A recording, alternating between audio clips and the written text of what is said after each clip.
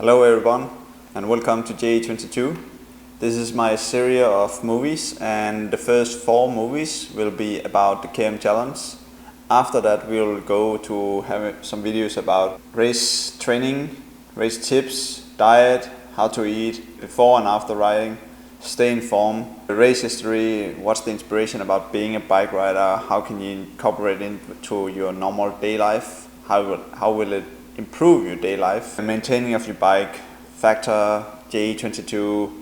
JE22 is me, but it's also a clothing company.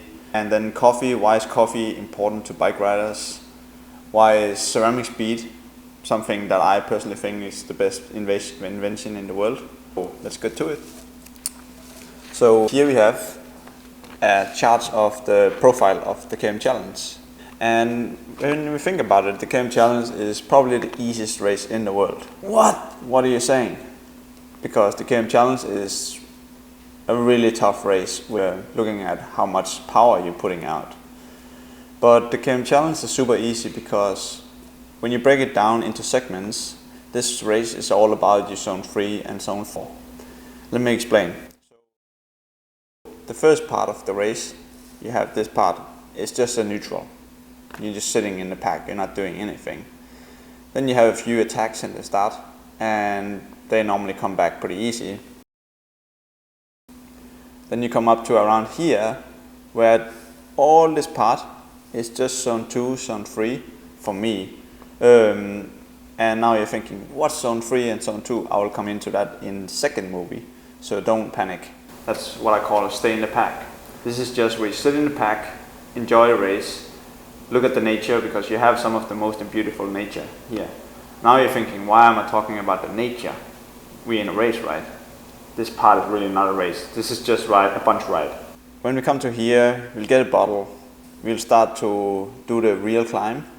When I say the real climb, is when the pros start to be active. Up to this point, we've just been sitting in, not done anything. So this year's KOM challenge, Jan Bakelands went to the front around here and he started pushing it. Jan Bakelands was my backup rider to help me win the KOM challenge. So let's break it down. You have this descent. The descent is super important because you cannot stay behind somebody that doesn't know how to descend. So get to the front. Break that front. Be the first guy down the descent, doesn't matter. Just don't stay behind somebody that don't know how to descend. Then we come to the real race. That's where guys like me will attack. This is where you need your zone 4. This is where we divide the strong people from the weak people. And also divide the prize money. This part has 2 factors into it. So it has that it's 1 hour long and you can't sustain your zone 4 for 1 hour. And then it has attitude. Attitude I'll come into it later because it has a huge effect in this. So when you're in attitude, it means that the air is less. And that means you can't put out the same amount of power. For the power part, you need to constantly keep it constant. If you try to go too deep at a certain point, you're just going to end up exploding. So what I've trained myself to was to sit down, don't stand up, don't attack. So when I attacked, when Jan Bakelands was finished and I attacked, I only standed up for around 20 seconds, where after I sat down and I just kept a very high cadence and a very high speed. I never really attacked.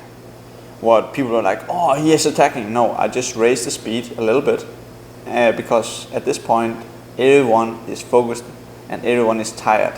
So you don't need to attack. If you attack at this level, you're just gonna go 1 kilometer and you're gonna explode, and you saw that happen to a few riders that actually followed me.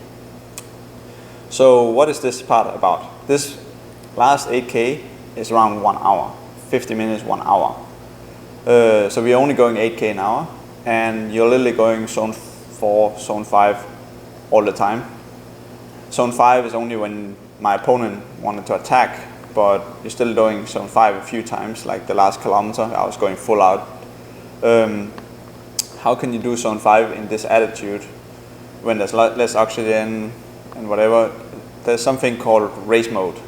And race mode is when you have around 10% extra to give in a race. So when you're out training and you're feeling, I don't really know, because in the race I'll do 400 watts, but now I can only do 380.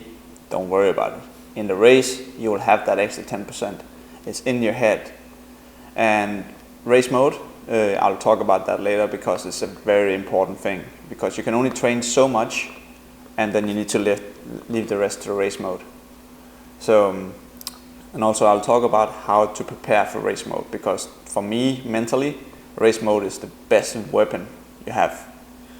Anyway, when you look at it, the KOM challenge in overall, it's super easy because you have some zone 1, 2, you have a very long part from this to the first top to the bottom here, it's just zone 3. And then you have some zone 4. So when you're training for this race, don't think about your sprint. Don't think about your zone 5, zone 6. You're not gonna need it.